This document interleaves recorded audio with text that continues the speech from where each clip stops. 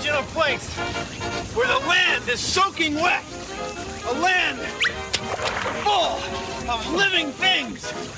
Come with me as we explore wetlands. Bill Nye the Science Guy. Bill Nye the Science Guy. Bill Nye the Science Guy. Science rules. Bill Nye the Science Guy.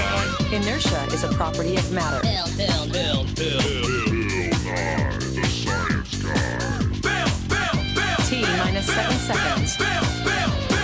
Bill Nye the Science Guy. Brought to you by Mr. Swampy Water Filter. When you need to filter water, try Mr. Swampy.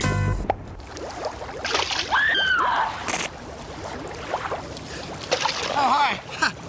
This is a wetland. A wetland is any place where the land is wet. That's what I got the idea for the name. A place like a swamp, bog, or a marsh. Now, wetlands have soil soaking wet with water. They're beautiful. They're fabulous. They're wetlands! Wetlands! Wetlands! Wetlands! Wetlands! Wetlands! Wetlands! Take a look at these. There are miniature wetlands of science. So over here we have a model of a wetland. It's full of plants. Now the kind of plants that grow in wetlands like to be soaking wet at least part of the year. And back here we have a lot of water. This would be the water that might come from a big rainstorm, and it's a little bit muddy. Watch what happens when we let this water flow into the wetland. So the water goes downhill, but not that fast. The plants and the roots of the plants slow it down a little bit. They hold back the dirt particles and let them settle out. Now, an area with this many plants is going to have a lot of things that might eat plants, and things that eat things that eat plants. It's going to have a lot of wildlife. And look, the water that's coming out the other side of the wetland is cleaned up a little bit. It's not nearly as dirty as the water that went in. Now, take a look at this side. It's the same size wetland, but humans have come along and dug a big canal right here, and maybe built some dams or dikes and built some houses. Now watch what happens when we let the same amount of water flow into this wetland.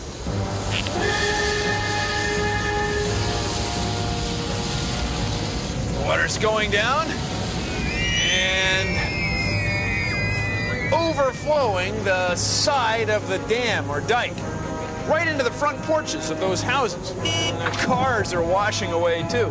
See, there isn't as much land to soak up the flood. And also, the water stays muddy or dirty. And with all these houses and people around, there isn't going to be a lot of wildlife. So wetlands do three things. First of all, they help control floods. They soak up the water that flows into them. Secondly, they filter the water naturally, kind of like a giant coffee filter. Thirdly, they provide a home to a lot of living things, especially wildlife. Wetlands are beautiful! Wetlands are beautiful! Wetlands are beautiful! See? New this fall on Nicepan. Little House on the Wetlands. There are all different kinds of wetlands.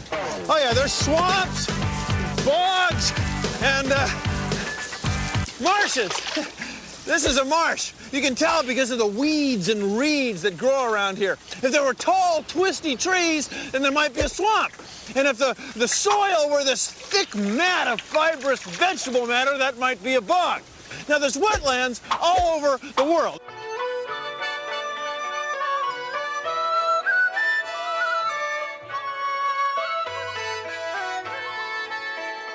See, there's the marshes and bogs, swamps, bogs and bogs and bogs, swamps, marshes, bogs, all that stuff, and they're beautiful places. And you can see that it's raining, and the rain is not hurting this wetland. The rain is helping to make it a rich, beautiful, wet place full of living things. Free science guy, free pizza.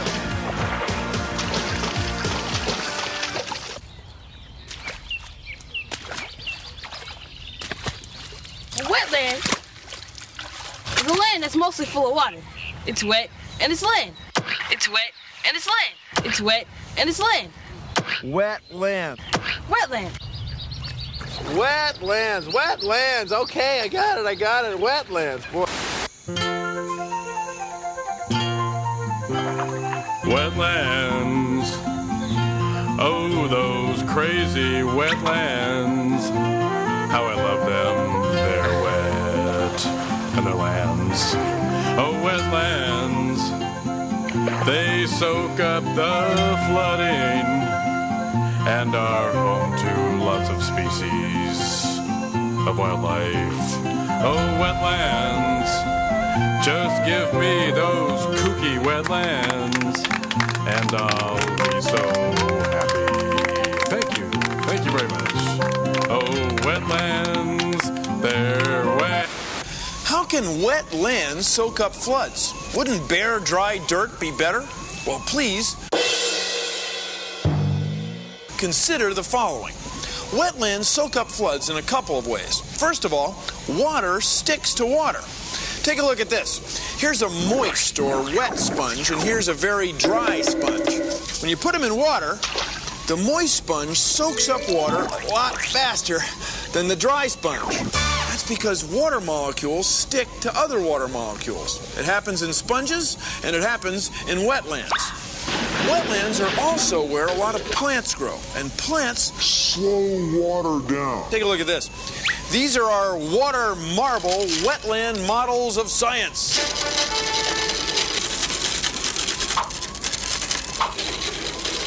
Bill? The marbles are like water, and these pegs are like the roots and stems of plants in a wetland. This side is like bare, dry dirt. Now watch what happens when we lift the gates and let the water flow over the land. Ready? 3, 2, 1. 3, 2, 1.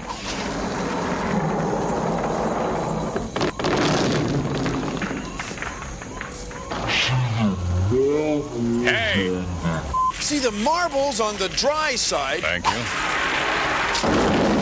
flowed right through, but the marbles on the wetland side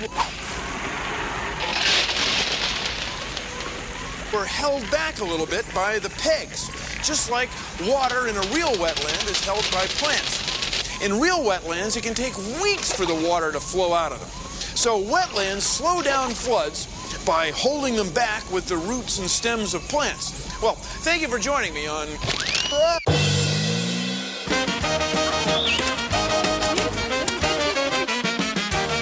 We're trying to make a trail through the wetlands here because most people look at wetlands as just being useless and having no purpose. Wetland is a great purifier with all bacteria that's in there and everything. Wetlands are a lot like a sponge, as you can see here. They absorb a lot of the rainwater.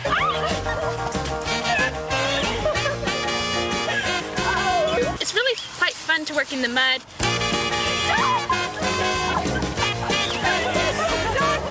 By building a trail through here, we can bring people through so that they can see the beauty of it and want to preserve the wetlands.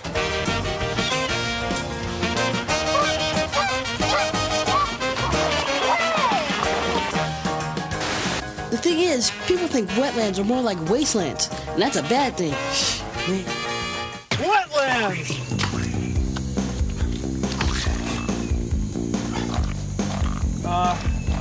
Well, this type of soil is either peaty, it's like peat, which is like this moss stuff, or it's muck, like this. This is the technical name, muck.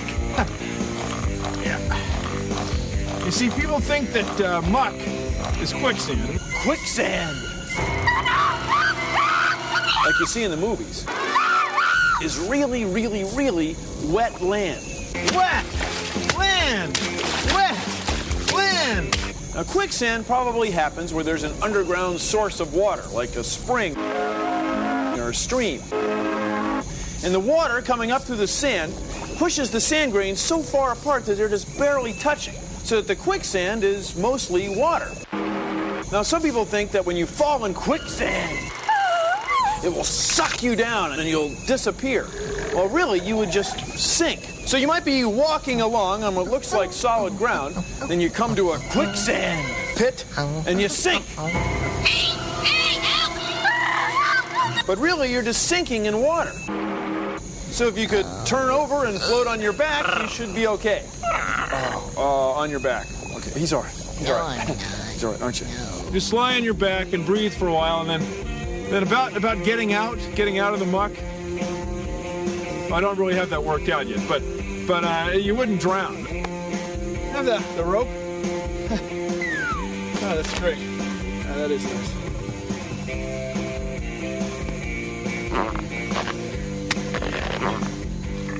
This will be no problem now.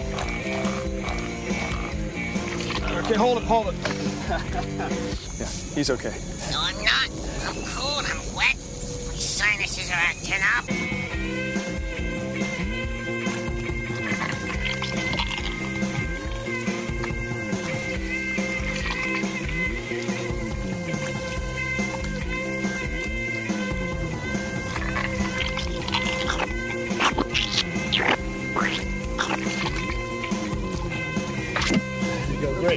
Great job.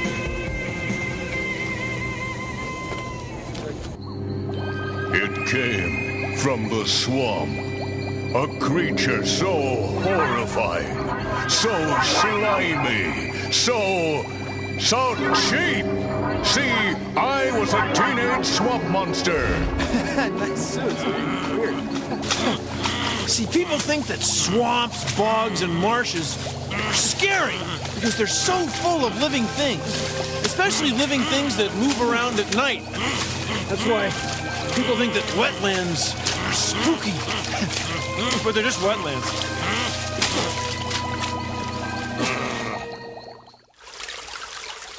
This is the soil of a wetland. And this soil is full of living things. The wetland is formed where the stream is running through the forest floor. And the nutrients in the soil are naturally being washed downstream all the time as the water flows. And the saturated soil right here, right next to the stream, is very narrow, but it's still a wetland. From up here, it's easy to see where the lowlands are, where the silt and stuff that washes downstream settles. And it's good to grow things there because the soil is rich. It's full of stuff, fertilizer, nutrients. So things grow here great.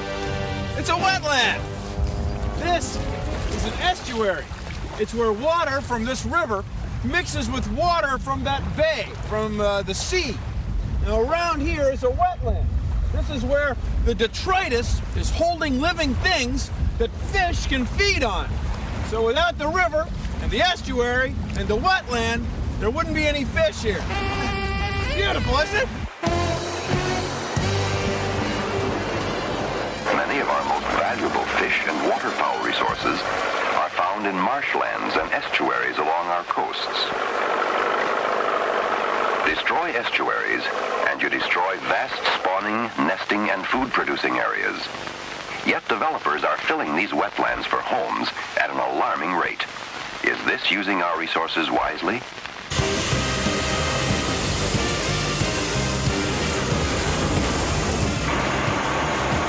This is a wetland. It's being filled in so that humans can build some more buildings. Let's go to the chalkboard.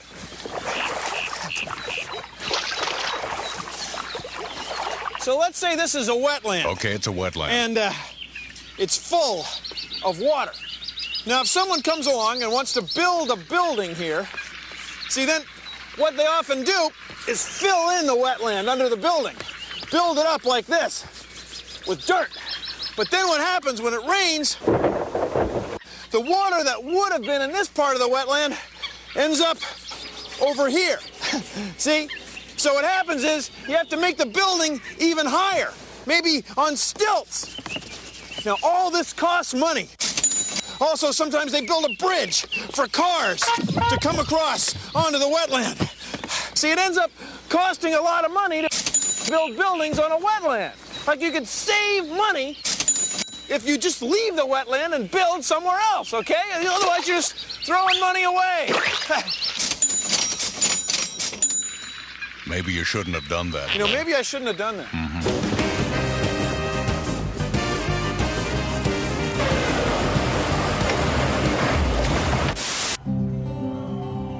This is a wetland that Native Americans call a prairie. It's a peat bog. Can you see it? It's a river of soggy soil. And every year, as plant material dies and leaves fall to the ground, the soil gets smushed down, compressed. Some of it's tens of thousands of years old. Hey, where are you going? Hey, careful.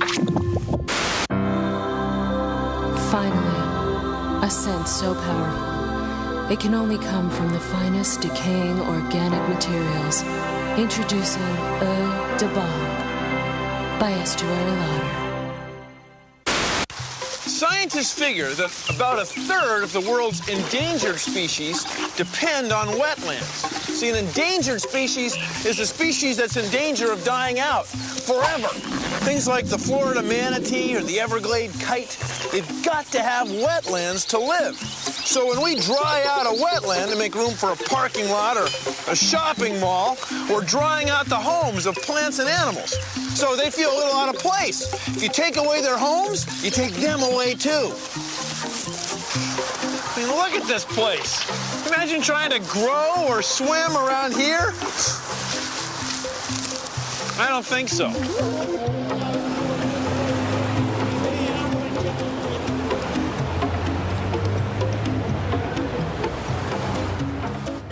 Look at that city. It's huge.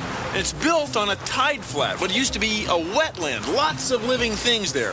But once the city is built, nobody is ever going to say, well, let's tear it down and put the wetland back. I mean, it's never going to happen. Now, we covered over the wetland to build a street. We're not doing much filtering. The water's running right down in this stream into the bay. You've got to have a city. I mean, the city is going to be there. People are going to live there.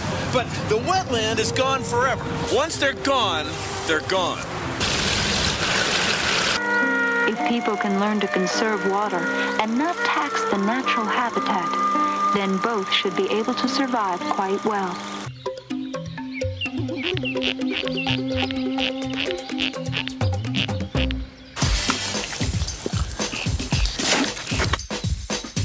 I'm Mickey Rivera with the Fish and Wildlife Service. I'm a biologist who studies pollution and how it affects wetlands.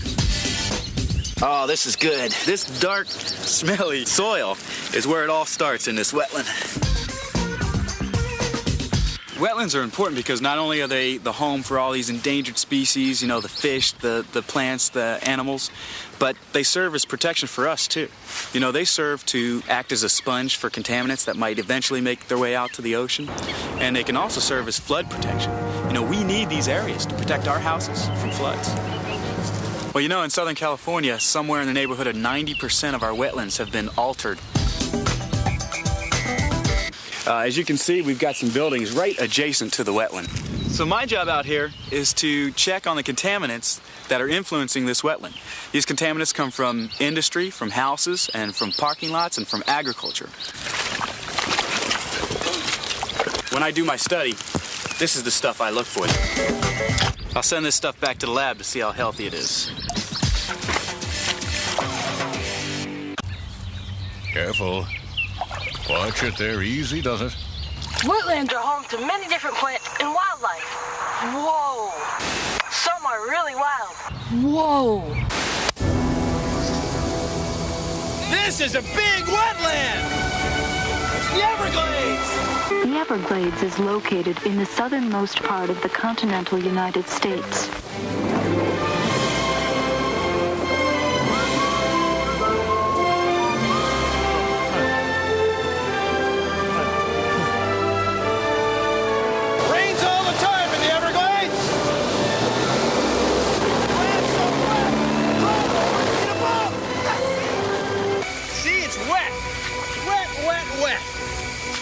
I can see the wetland. It's a great day for airboat, huh?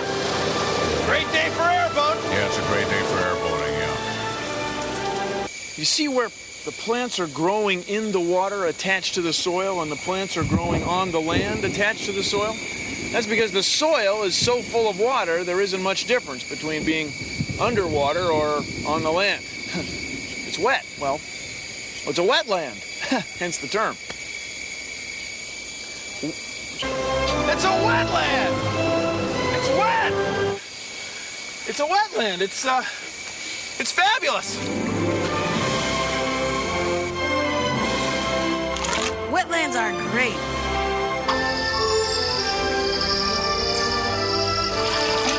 Wetlands are wonderful.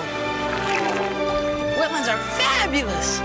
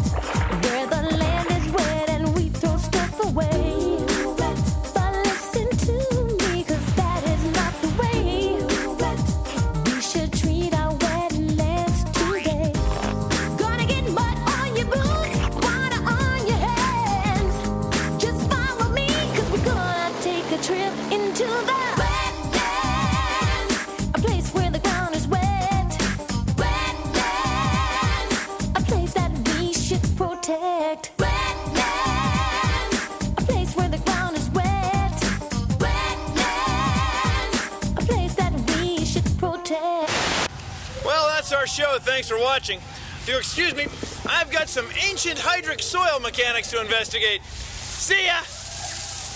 Produced in association with the National Science Foundation. Over the years, we've really messed up a lot of wetlands. We've drained, dredged, diked, dumped, done all sorts of bad stuff to them, and it's made a mess. Today, we've destroyed over half of our wetlands, and that is just a very bad thing. If you know what I'm saying, if you dig me. Now that you know what wetlands are and why they're important, you say to me, hey, what can I do? Well, here's what you can do. Write to your congressman, city council, mayor. Tell your parents, tell your parents. Oh, yeah, this is his early stuff. It's kind of going nuts there. We ought to pull back. It's important. I'm telling you. Oh, gosh, I should pull back. I mean, they're the greatest. Check this out, for crying out loud. I love to explore this place. There's so much neat stuff out here. There's so much neat stuff. Oh, it's on every station. Neat stuff out here. What?